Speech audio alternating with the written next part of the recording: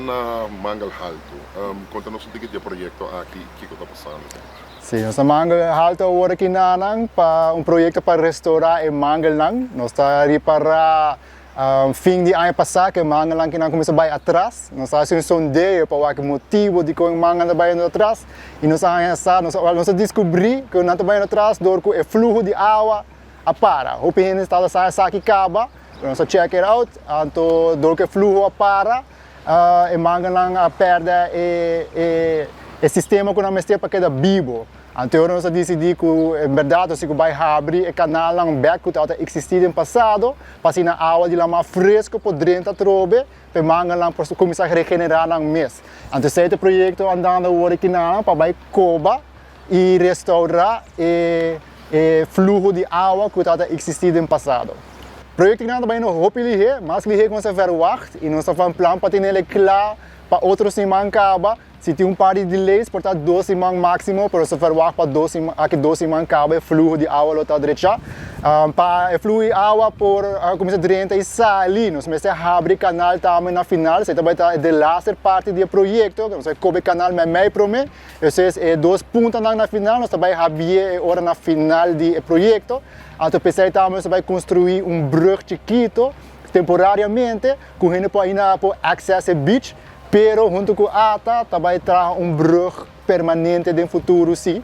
Pero agora que não é beach será, pero também abrir back dentro de pouco. Nós temos vários lugares na Rúbrica de Mangal, espaços juntos são mais conhecidos. E nós estamos bezig com o projeto vindo bouw de Rizembed, é fundo da Europa. Com nossa placa de nada para ajudar a Mangal na espaço junto, pero também na Isla de Ouro.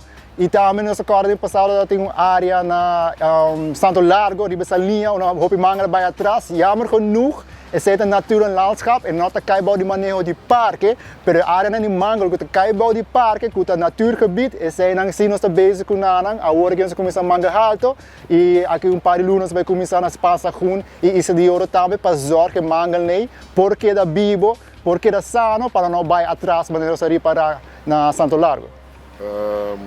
Que comunidade porrasse? A comunidade porrasse hope para estar consciente que o Mangal é hope importante, não cap Mangal, se botar Mangal cerca de casa flagacina, não vai cap não, e Mangal tem uma função hope importante para nossa natureza, para a vida marino rural. E dos mester Mangal, nós proteger as costas, nós cria de bestia marino, nós vamos pescar com nós come, com bem de ref, nós começar na vida de área de Mangal.